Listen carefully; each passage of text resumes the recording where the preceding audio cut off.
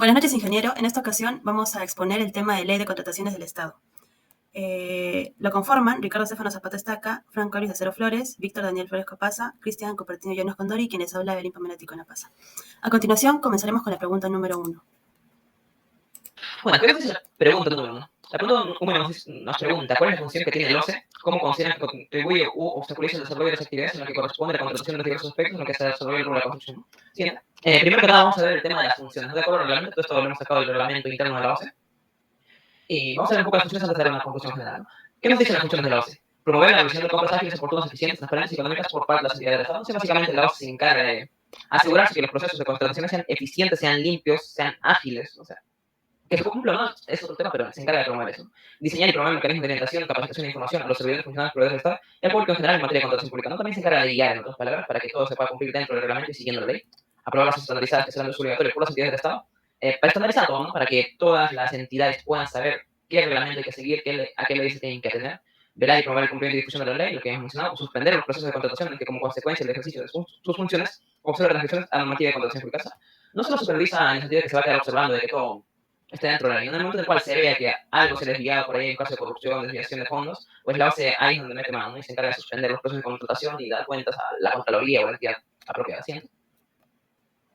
Emitir directivas en las materias de su competencia, resolver los supuestos de su competencia en administración administrativa, supervisar y fiscalizar, administrar y operar el Registro Nacional de Proveedores, que va a ver eso más adelante, desarrollar, administrar y operar el sistema electrónico de las contrataciones del Estado, administrar el catálogo de bienes únicos, servicios y obras, siguiente. Organizar y administrar arbitraje en caso de que haya algún conflicto por ahí en el tema de contrataciones entre dos entidades, pues la OCE se encarga de ser el intermediario, se encarga de designar a alguien que haga de árbitro, alguna entidad, ¿no? Designar árbitros y resolver las proposiciones que ya mencionamos, a resolver consultas y emitir conocimientos sobre las materias de su competencia, ¿no? Porque la OCE, si bien es cierto que tiene bastantes órganos, todo lo que se encarga es el tema de las contrataciones públicas, ¿no? Todos los órganos, todas sus funciones están orientadas más o menos por ese lado. Imponer sanciones a los proveedores inscritos en el Registro Nacional de Proveedores que contravengan las disposiciones de la ley, nuevamente también se encargan de imponer sanciones. Pero en este caso, en condición del Registro Nacional de Proveedores, poner en conocimiento de la Contraloría General de la República los casos en los que se observan transgresiones a la normativa de contrataciones públicas, ¿no? De aquí podemos ver que la OCE como tal también puede derivar estos casos de donde no se cumple la ley a lo que vendría a ser la Contraloría, ¿no? ¿Sí?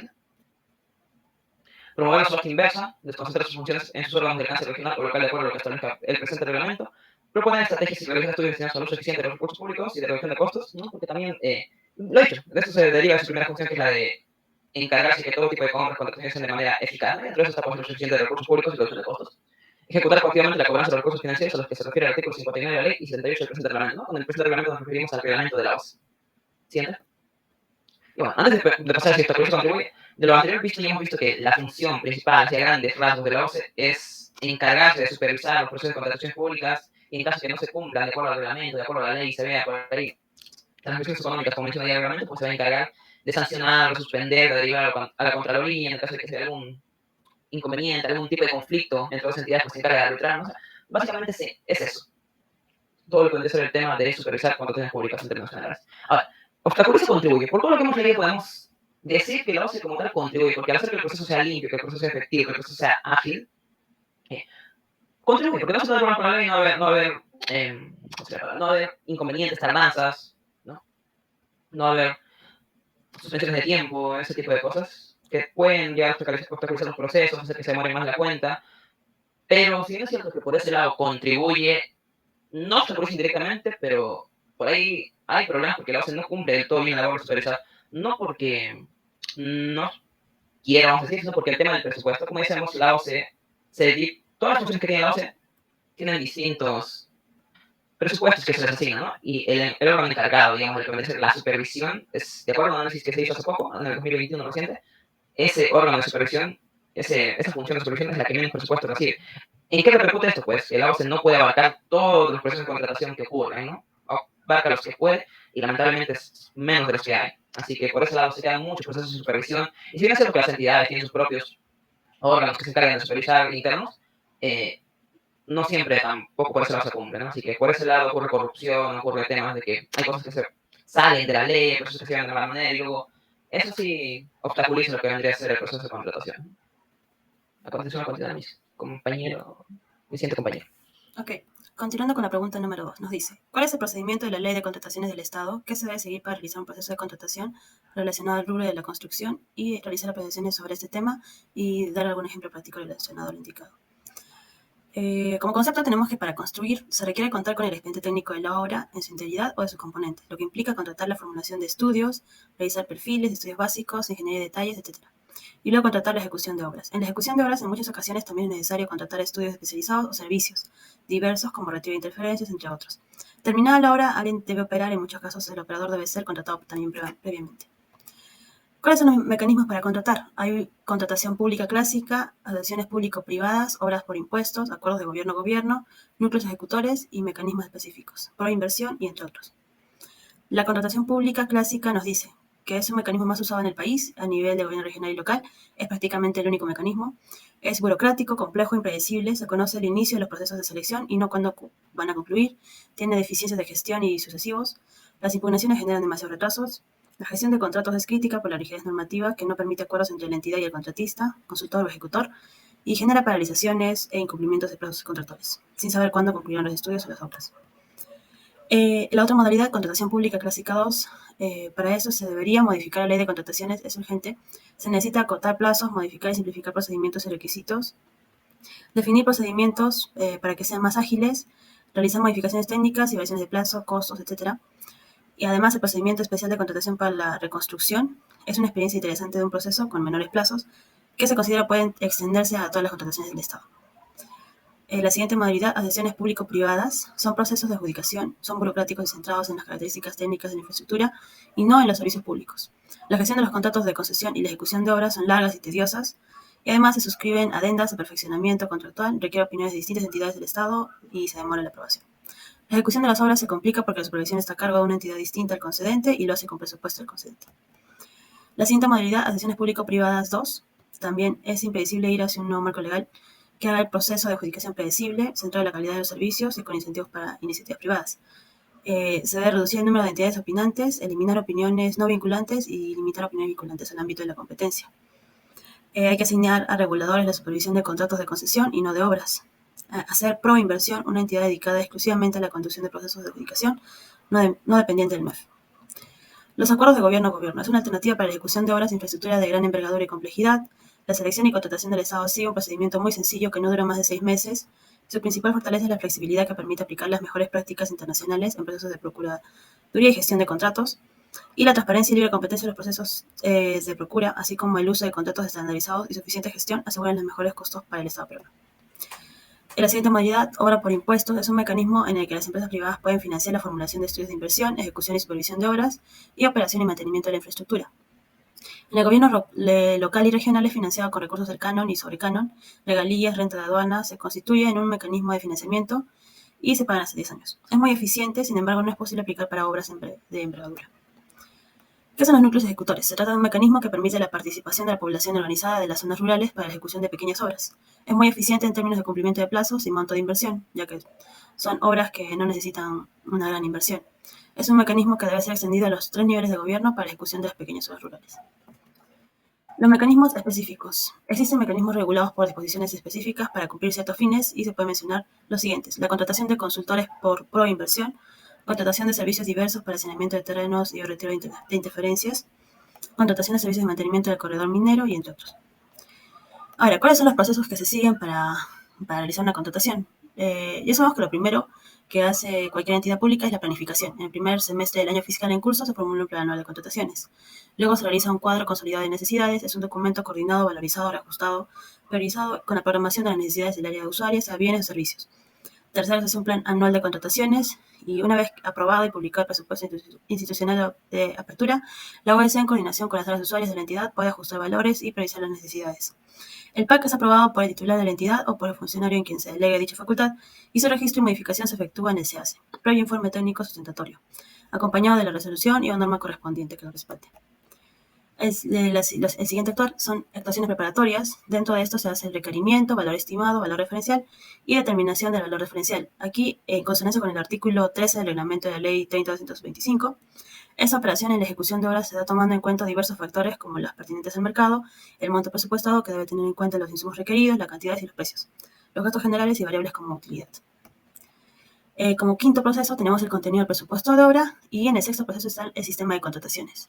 Dentro de ese sistema de contrataciones tenemos a suma alzada en obras y un ejemplo sería mediante el sistema de suma alzada puede ser la construcción de un parque o un colegio, puesto que la ejecución de estas obras se tendría todos los valores definidos, no siendo modificados ni alterados en el tiempo, lo que no sería de igual manera la ejecución de obras de saneamiento o carreteras, y esto último se observa en la cantidad de reajustes que existen en los contratos de carreteras. Otro sistema es precios unitarios en obras. Ejemplo, dada la complejidad de la obra, la unidad de medida en el sistema de precios unitarios es, por ejemplo, el precio de construir un metro cuadrado de pared, un metro cúbico de porcelana, metro cuadrado de drywall, un kilómetro de carretera. El esquema mixto es un sistema que se podría usar en la construcción de una planta de tratamiento de agua potable o una hidroeléctrica, dado que en el expediente técnico no uno o varios componentes corresponden a magnitudes y cantidades no definidas con precisión y otros componentes cuyas cantidades y magnitudes están totalmente definidas en el expediente técnico. Modalidades de contratación. Hay la modalidad de llave en mano y la modalidad de concurso-oferta. La llave en mano, como ejemplo, tenemos que se podría referir a la construcción de un elevador, puesto que el postor debería formular su propuesta de expediente técnico, teniendo en cuenta la puesta en funcionamiento del elevador. Como concurso-oferta tenemos la modalidad de ejecución contractual. El postor deberá ofertar la elaboración del expediente técnico y la ejecución de la obra, siendo que solo se podría aplicar esa modalidad en la ejecución de obras de edificaciones que por su naturaleza corresponden a utilizar el sistema de suma alzada. Se requiere resolución del titular de la entidad de manera indelegable para aprobar la ejecución de obras bajo esta modalidad. Y contrataciones por paquete. Bajo esta modalidad tenemos como ejemplo, podríamos hablar de la construcción de un colegio en el cual se tendría que mencionar la construcción de las áreas verdes, una rosa deportiva, servicios higiénicos, laboratorio, salón de multimedia, gimnasio, siendo que todas las obras contenidas en el paquete serán suscritas de forma individual. A continuación, seguiremos con la pregunta número 3.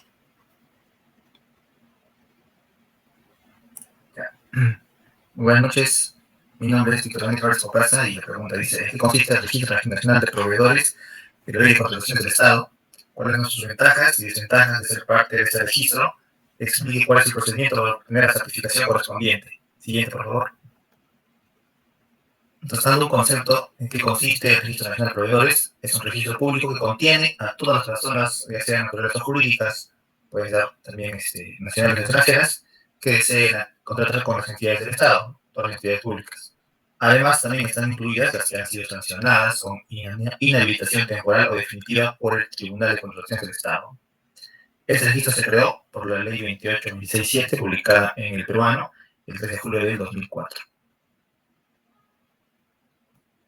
¿Qué pasa, mi compañero? Bien, los pasos para obtener el RNP, o sea, el Registro Nacional de Proveedores. Como primer paso tenemos que identificar los requisitos, ¿no? De esto vamos a hablar, por ejemplo, si quieres ser proveedor de bienes o servicios, o bienes y servicios, ejecutor de obras y como consultor de obras. Para cada uno de ellos tienes ciertos requisitos que cumplir. El más básico es obviamente tener un RUC. Por ejemplo, justo tuve ahí un compañero que estuvo haciendo eso, que se ha escrito como, o ha hecho su registro como bienes y servicios. Lo que le pidieron, o lo único que le pidieron, era tener su grupo activo y haber pagado al banco de acuerdo a lo que necesitas, por ejemplo, para bienes o para servicios, para cada uno haber pagado un monto diferente. Creo que para bienes y servicios son 80 soles, para constructor de obras son 99 soles, ¿no? Paso a identificar los requisitos. O sea, una vez que hayas pagado el tipo de bien o servicio que quieres proveer, tienes que haber pagado eso en el banco y con eso simplemente ya puedes sacar tu certificado del registro nacional. ¿No? Siguiente diapositiva. Bien, el paso 3 es enviar el formulario electrónico de inscripción. Una vez pagado, en el voucher te dan un código. Con ese código y tu puedes ingresar al sistema del Registro Nacional de Proveedores y hacer tu ficha de inscripción mandando tus requisitos o todo lo que te piden, ¿no? Como en ese screen se puede ver, porque ahí te pide un usuario que simplemente es tu RUC y contraseña que te dan en el banco o en el voucher sale un par de códigos. Con esto ya simplemente puedes hacer tu registro. ¿Siguiente? Paso 4. Aprobación de la solicitud. Se supone que es aprobación automática, o sea, no es que... obviamente lo evalúan, ¿no? O sea, si cumples con todos los requisitos, lo evalúan, pero no es que te van a dar una resolución o algo así de que tu registro es correcto. Esta aprobación automática significa que haces tu registro, si está bien, ya sale tu constancia, y si está mal, o sea, obviamente te van a tener que confirmar o decir, ¿no? Un correo que no se puede hacer todo esto porque falta ciertos requisitos o algo así. Paso 5, constancia de inscripción. La constancia de inscripción está en la misma página del Registro Nacional.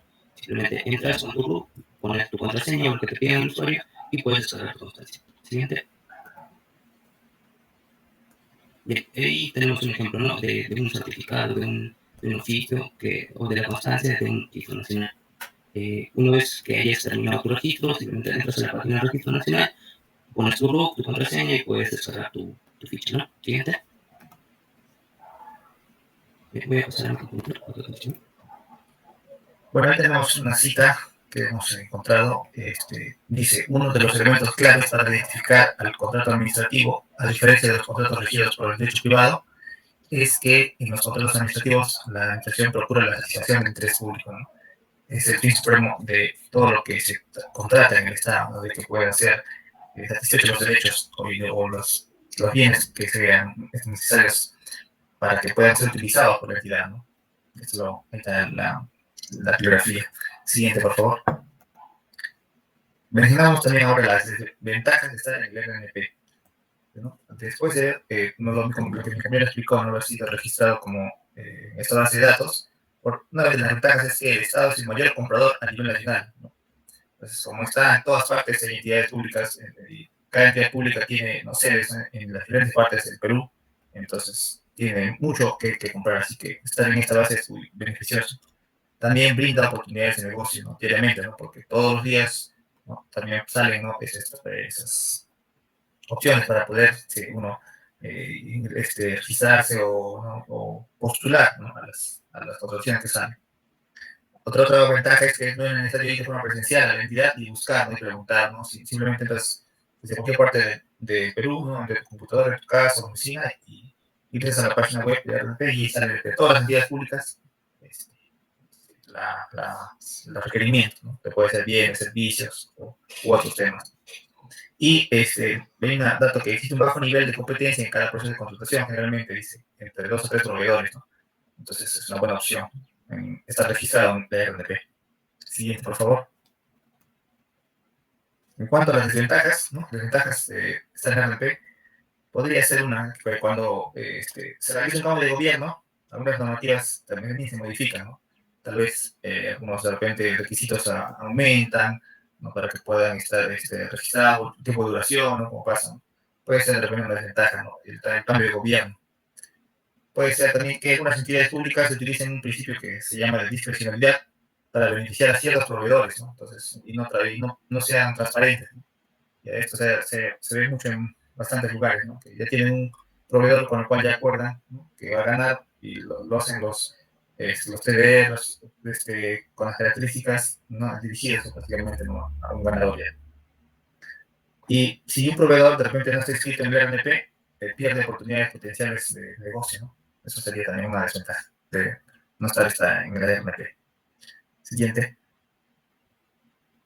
Bueno, le paso a mi compañero para que continúe con la respuesta de la pregunta.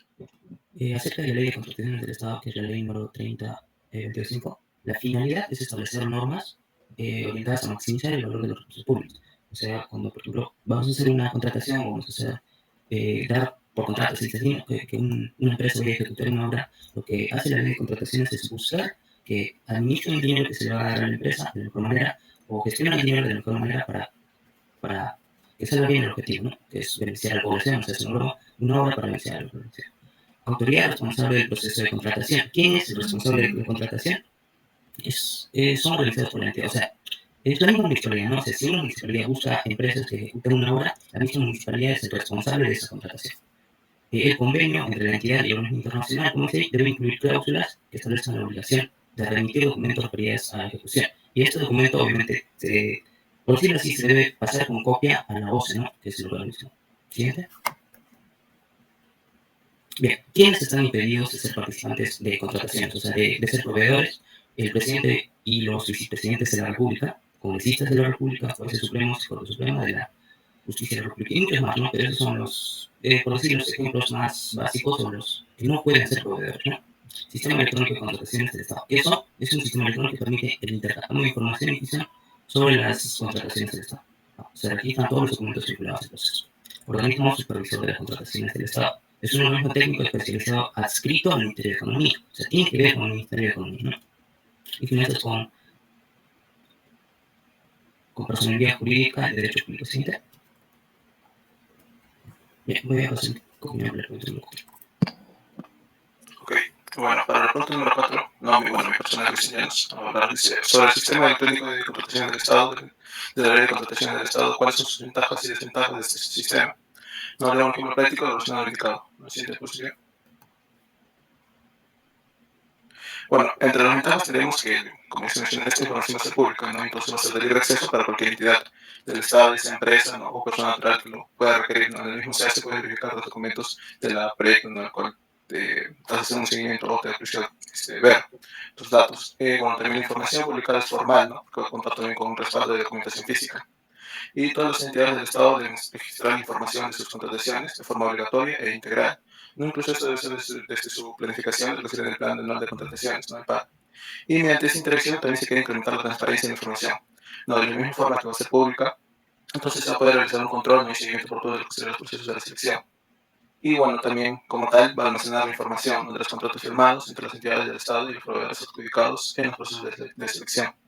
Bueno, siguiente diapositiva. Bueno, pasando a lo que sería la cita. Bueno, esto vendría más relacionado a lo que serían las ventajas. Dice la valorada del 4 de noviembre de 2012, un desperfecto en el servidor informático del organismo supervisor de la contratación del Estado 12, hizo colapsar el denominado Sistema Electrónico de Adquisiciones y Contrataciones del Estado, CAC. Se perdió toda la información relacionada a los procesos de contrataciones de las entidades públicas del país de los años 2009 y 2012. No habíamos que un problema en cuanto a la plataforma, ¿no? Y el sistema que se perdió toda esta información. Y entonces desaparecieron casi 800.000 archivos digitales, ¿no? Que alojaban las bases de los procesos, las buenas pro, los contratos, las cartas de fianza y la absolución de consultas, ¿no? Que se centraliza en la base de datos del OCE, ¿no? El problema alcanza a 1.746 entidades del Estado y de un total de 3.080. ¿No? Este viene siendo de información sacada del Consejo del Comercio, ¿no? El OCE se perdieron 800.000 archivos de compras del Estado. Y bueno, lo que pasó fue un problema técnico, ¿no? Que afectó al sistema de almacenamiento de los registros, no se debió a actos de negligencia del anterior jefe de la unidad de tecnologías de la información, ¿no? Que venía de la gestión anterior, igual del comercio. Bueno, siguiente diapositiva, y vamos a ver lo que sucedió. Bueno, entre las desventajas que podemos observar del sitio anterior, obviamente hubo una pérdida de información por parte de lo que sería esta pérdida por la falla que hubo con los servidores. Entonces también podríamos pensar, ¿no? Que fue algo, una mano negra, ¿no? Por decirlo de una manera, y que era un encubrimiento de información, ¿no? Por algo político. Y eso también se podría presentar como unas ventajas, ¿no? Eso también podemos clasificarlo como lo que serían debilidades y amenazas. Y bueno, también tenemos otro problema que es el problema con el portal de los deshabilitados, que tenemos otra cita que, bueno, data de 2015. El punto es que desde hace aproximadamente 2 o 3 años, este gobierno buscará algo en este portal, se refiere se hace, es un desastre. ¿No? Los links se rompen, contratos que no se encuentran, una interfaz en fase de prueba que funciona como cuando le da la gana. No, este es de Godoy, no hay problema del CAC.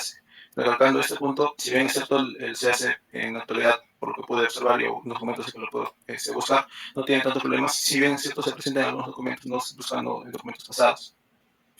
Y bueno, pasando a la siguiente diapositiva.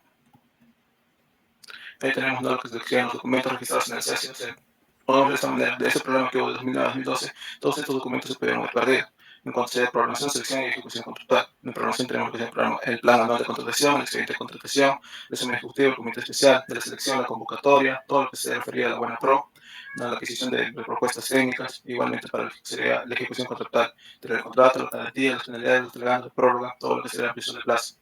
Y este es un problema que hubo, o que hubo y que, bueno, existe la debilidad o amenaza, no la desventaja que pudiese existir, ¿no? En el futuro. Bueno, pasaremos a las conclusiones, ¿no? Siguiente diapositiva. Bueno, conclusiones. Lo primero sería el OCE tiene una función muy importante que es supervisar los procesos de contrataciones para que estos se cumplan dentro de la ley.